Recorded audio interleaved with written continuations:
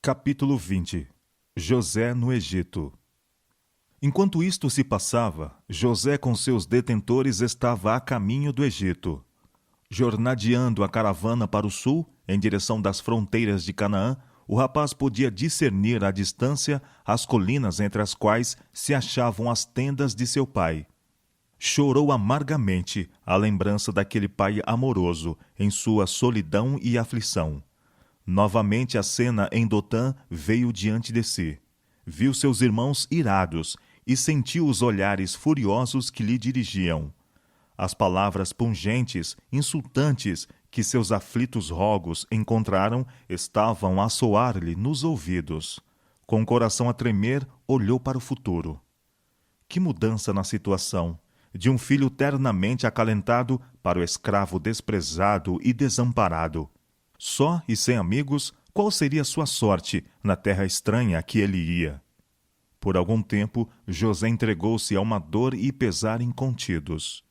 Mas, na providência de Deus, mesmo esta experiência seria uma bênção para ele. Aprendeu em poucas horas o que, de outra maneira, anos não lhe poderiam ter ensinado. Seu pai, forte e terno, como havia sido seu amor, fizera-lhe mal com sua parcialidade e indulgência. Esta preferência imprudente havia encolerizado seus irmãos e os incitara à ação cruel que os separara de seu lar.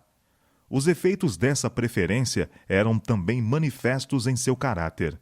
Defeitos haviam sido acoroçoados, que agora deviam ser corrigidos. Ele se estava tornando cheio de si e exigente. Acostumado à ternura dos cuidados de seu pai, viu que não se achava preparado para competir com as dificuldades que diante dele estavam, na vida amarga e desconsiderada de estrangeiro e escravo. Então seus pensamentos volveram para o Deus de seu pai. Na meninice fora ensinado a amá-lo e temê-lo. Muitas vezes, na tenda do pai, ouvira a história da visão que Jacó tivera quando se retirava de seu lar, como exilado e fugitivo. Contaram-lhe a respeito das promessas do Senhor a Jacó e como elas tinham se cumprido, como na hora de necessidade os anjos de Deus tinham vindo instruí-lo, consolá-lo e protegê-lo. E aprendera acerca do amor de Deus, provendo um redentor aos homens. Todas estas lições preciosas vinham agora vividamente diante dele. José acreditava que o Deus de seus pais seria o seu Deus. Ali mesmo se entregou então completamente ao Senhor e orou para que o guarda de Israel estivesse com ele na terra do exílio. Sua alma fremiu ante a elevada resolução de mostrar-se fiel a Deus, de agir em todas as circunstâncias como convinha a um súdito do reino do céu. Serviria ao Senhor com inteireza de coração, enfrentaria as provações de sua sorte com coragem e com fidelidade cumpriria todo o dever. A experiência de um dia foi o ponto decisivo na vida de José. Sua terrível calamidade transformara-o de uma criança amimada em um homem ponderado, corajoso e senhor de si. Chegando ao Egito, José foi vendido a Potifar, capitão da guarda do rei, a cujo serviço ficou durante 10 anos. Ali foi exposto a tentações nada triviais. Estava em meio da idolatria.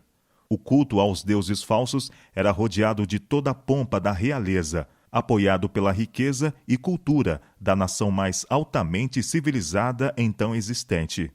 José, todavia, preservou sua simplicidade e fidelidade para com Deus.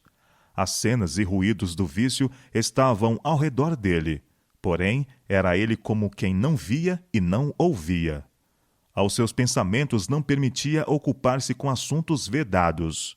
O desejo de alcançar o favor dos egípcios não poderia fazer esconder os seus princípios.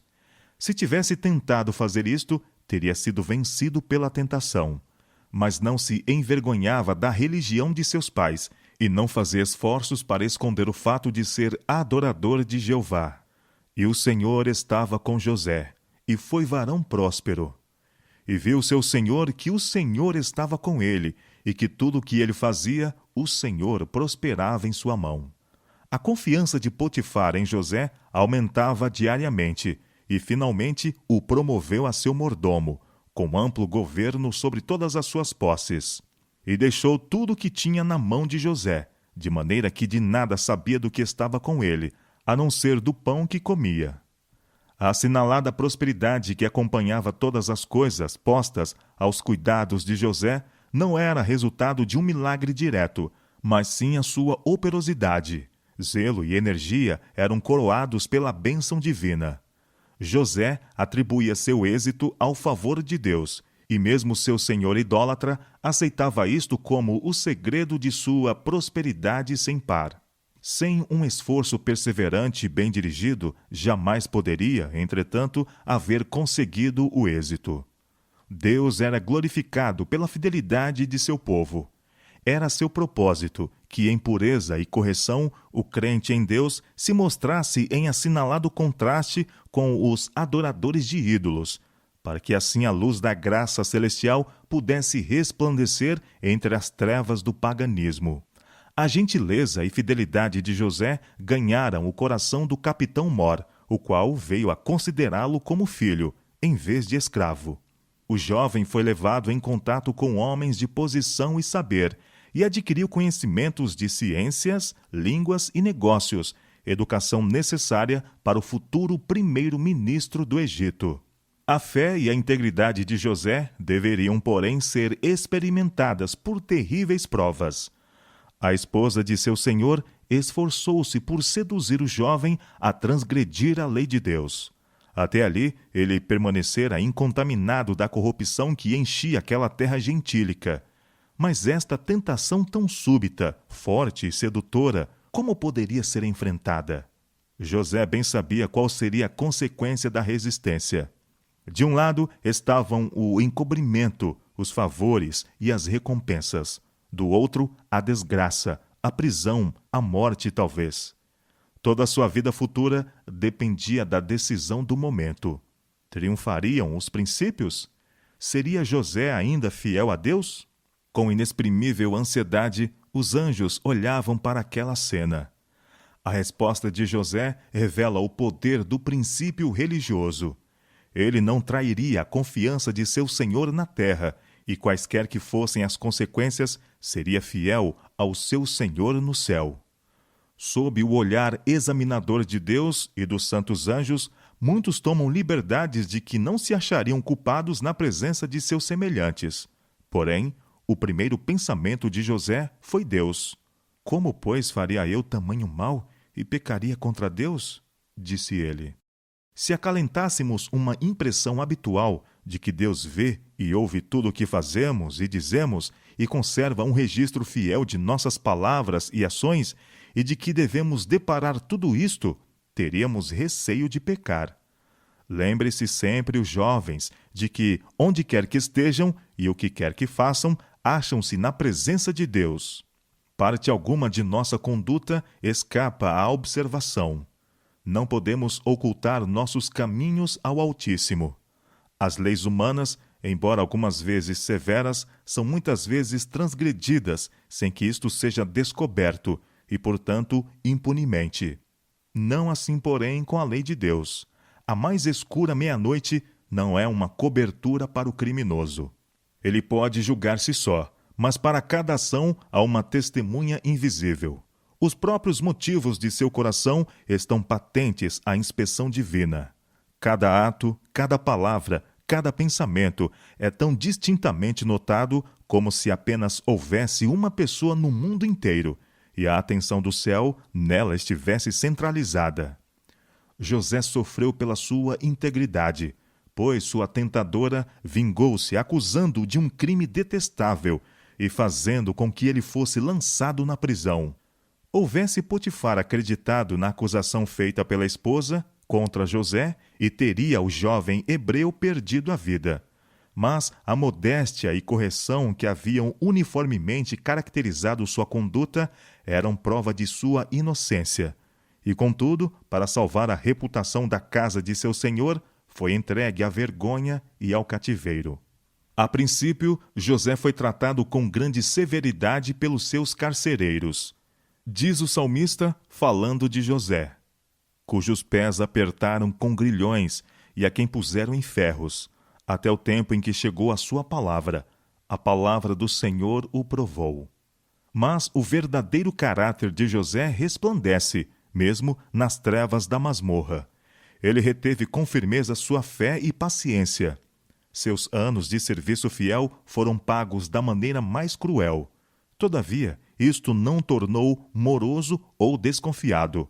Tinha a paz que vem de uma inocência consciente e confiava seu caso a Deus. Não ficava a acalentar as ofensas que recebera, mas esquecia-se de suas tristezas, procurando aliviar as de outrem.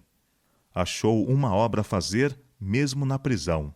Deus o estava preparando, na escola da aflição, para maior utilidade, e ele não recusou a necessária disciplina.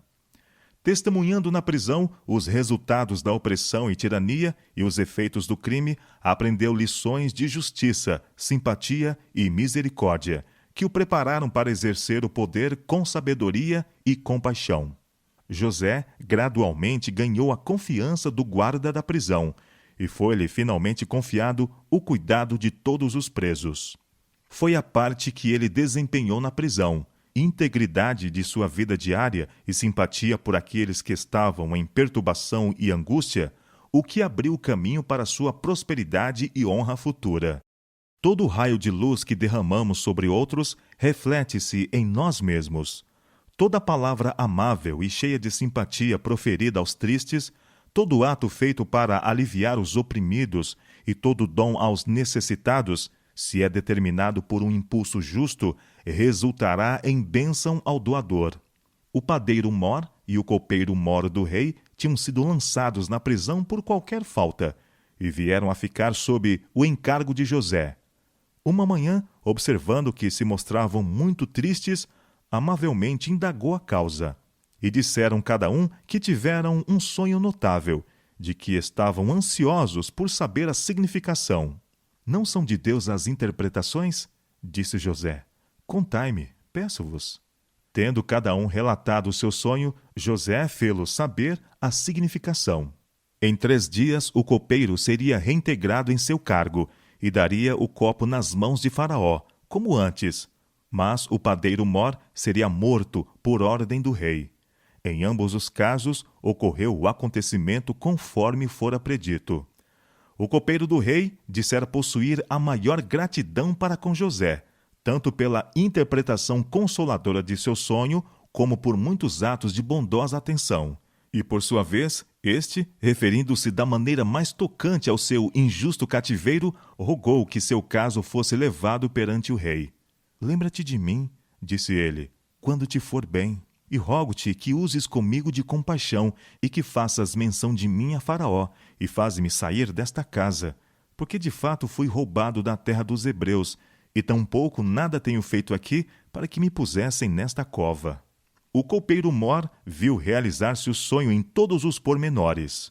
Quando, porém, foi restabelecido ao favor real, não mais pensou em seu benfeitor. Durante mais 2 anos, José ficou como prisioneiro. A esperança que se lhe acendera no coração gradualmente morrera, e a todas as outras provações acrescentou-se a amargura da ingratidão. Uma mão divina, porém, estava prestes a abrir as portas da prisão. O rei do Egito teve em uma noite 2 sonhos, que indicavam aparentemente o mesmo acontecimento, e pareciam prefigurar alguma grande calamidade. Não podia determinar sua significação, e, no entanto, continuavam a perturbar o seu espírito. Os magos e sábios de seu reino não puderam dar a interpretação.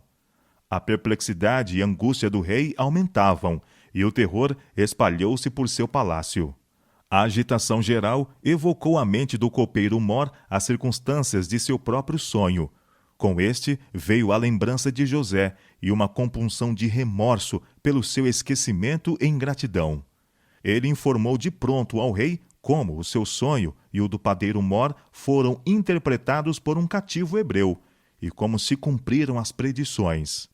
Foi humilhante a Faraó volver dos mágicos e sábios de seu reino para consultar um estrangeiro e escravo. Mas estava pronto para aceitar o mais humilde serviço, caso pudesse seu espírito perturbado encontrar alívio. mandaram chamar imediatamente a José. Tirou suas roupas de prisioneiro, barbeou-se, pois o cabelo crescera muito durante o tempo de opróbrio e reclusão. Foi então conduzido à presença do rei. E Faraó disse a José: Eu sonhei um sonho, e ninguém há que o interprete. Mas de ti ouvi dizer que quando ouves um sonho, o interpretas. E José respondeu a Faraó dizendo: Isso não está em mim. Deus dará resposta de paz a Faraó. A resposta de José ao rei revela sua humildade e fé em Deus. Modestamente não se atribuiu a honra de possuir em si sabedoria superior. Isso não está em mim. Unicamente Deus pode explicar estes mistérios. Faraó então se põe a relatar os sonhos. Estava eu de pé, na praia do rio, e eis que subiram do rio 7 vacas gordas de carne e formosas à vista, e pastavam no prado. E eis que outras 7 vacas subindo após estas, muito feias à vista e magras de carne, não tendo visto outras tais quanto a fealdade em toda a terra do Egito. E as vacas magras e feias comiam as primeiras 7 vacas gordas, e entraram em suas entranhas, mas não se conhecia que houvessem entrado em suas entranhas, porque o seu parecer era feio como no princípio. Então acordei. Depois vi em meu sonho, e eis que do mesmo pé subiam 7 espigas cheias e boas, e eis que 7 espigas secas, miúdas e queimadas do vento oriental, brotavam após elas. E as 7 espigas miúdas devoravam as 7 espigas boas. E eu disse-o aos magos, mas ninguém houve que me interpretasse. O sonho de Faraó é um só, disse José. O que Deus há de fazer, notificou a Faraó. Haveria 7 anos de grande abundância. Campos e hortas produziriam mais abundantemente do que nunca haviam produzido. E este período seria seguido de 7 anos de fome. E não será conhecida a abundância na terra, por causa daquela fome que haverá depois, porquanto será gravíssima. A repetição do sonho era prova tanto da certeza como da proximidade do cumprimento. Portanto, continuou ele, Faraó se proveja agora de um varão entendido e sábio, e o ponha sobre a terra do Egito. Faça isso, Faraó, e ponha governadores sobre a terra, e tome a 5ª parte da terra do Egito nos 7 anos de fartura. E ajuntem toda a comida destes bons anos que vêm, e amontoem trigo debaixo da mão de Faraó, para mantimento nas cidades, e o guardem. Assim será o mantimento para provimento da terra, para os 7 anos de fome. A interpretação foi tão razoável e coerente, e a política que a mesma recomendava tão sólida e sagaz era, que sua correção não poderia ser posta em dúvida. Mas a quem se poderia confiar a execução do plano? Da sabedoria desta escolha dependia a preservação da nação. O rei estava perturbado. Por algum tempo foi considerada a questão desta indicação. Pelo copeiro-mor, soubera o monarca da sabedoria e prudência demonstradas por José na administração da prisão. Era evidente que ele possuía habilidade administrativa em grau preeminente. O copeiro, cheio agora de reprovação a si mesmo, esforçava-se por reparar sua anterior ingratidão mediante o mais caloroso elogio ao seu benfeitor. E novas indagações feitas pelo rei demonstraram a correção do que referia a ele. Em todo o reino, foi José o único homem dotado de sabedoria para indicar o perigo que ameaçava o país e o preparo necessário para enfrentá-lo. E o rei estava convencido de que ele era o mais bem qualificado para executar os planos que propusera. Era evidente que um poder divino estava com ele, e que ninguém havia entre os ministros de estado do rei tão habilitado para dirigir os negócios da nação em tal momento crítico. O fato de que ele era hebreu e escravo era de pouca importância, quando ponderado em confronto com sua sabedoria evidente e são juízo. Acharíamos um varão como este, em quem haja o Espírito de Deus? Disse o rei aos conselheiros. Esta indicação foi decidida, e a José foi feito o surpreendente anúncio. Pois que Deus te fez saber tudo isto, ninguém há tão entendido e sábio como tu. Tu estarás sobre minha casa, e por tua boca se governará todo o meu povo. Somente no trono eu serei maior que tu. O rei pôs-se em seguida a investir José com as insígnias de seu elevado cargo. E tirou Faraó o anel da sua mão, e o pôs na mão de José, e o fez vestir vestidos de linho fino, e pôs um colar de ouro no seu pescoço. E o fez subir no segundo carro que tinha, e clamavam diante dele: Ajoelhai! Fê-lo senhor da sua casa e governador de toda a sua fazenda, para a seu gosto sujeitar os seus príncipes e instruir os seus anciãos. Do calabouço, José foi levado a governador sobre toda a terra do Egito. Era uma posição de alta honra e, contudo, assediada de dificuldades e perigo. Ninguém pode ficar a uma excelsa altura isento de perigo. Assim como a tempestade deixa ilesa a humilde flor do vale, ao mesmo tempo em que desarraiga a majestosa árvore no cimo da montanha, assim, aqueles que têm mantido sua integridade na vida humilde podem ser arrastados ao abismo pelas tentações que assaltam o êxito e as honras mundanas. Mas o caráter de José resistiu de modo semelhante à prova da adversidade e da prosperidade. A mesma fidelidade que manifestou para com Deus, quando estava na cela de prisioneiro, manifestou no palácio dos faraós. Ele era ainda um estrangeiro em uma terra gentílica, separado de seus parentes adoradores de Deus, mas cria completamente que a mão divina lhe havia dirigido os passos, e com uma constante confiança em Deus, desempenhava fielmente os deveres de seu cargo. Por meio de José, a atenção do rei e dos grandes homens do Egito foi dirigida ao verdadeiro Deus. E, embora se apegassem à sua idolatria, aprenderam a respeitar os princípios revelados na vida e caráter do adorador de Jeová. Como se habilitou José a efetuar um registro tal de firmeza de caráter, correção e sabedoria? Em seus primeiros anos, havia ele consultado o dever em vez da inclinação, e a integridade, a singela confiança, a natureza nobre do jovem produziram frutos nas ações do homem. Uma vida pura e simples favorecera o desenvolvimento vigoroso, tanto das faculdades físicas como das intelectuais. A comunhão com Deus mediante suas obras e a contemplação das grandiosas verdades confiadas aos herdeiros da fé haviam elevado e enobrecido sua natureza espiritual, alargando e fortalecendo o espírito como nenhum outro estudo poderia fazer. A atenção fiel ao dever em todos os postos, desde o mais humilde até o mais elevado, estivera adestrando toda a faculdade para o seu mais elevado serviço. Aquele que vive de acordo com a vontade do Criador está a assegurar para si o mais verdadeiro e nobre desenvolvimento de caráter. O temor do Senhor é a sabedoria, e apartar-se do mal é a inteligência. Poucos há que se compenetram da influência das pequenas coisas da vida sobre o desenvolvimento do caráter. Nada com que temos de tratar é realmente pequeno. As circunstâncias variadas que deparamos dia após dia são destinadas a provar nossa fidelidade e habilitar-nos a maiores encargos.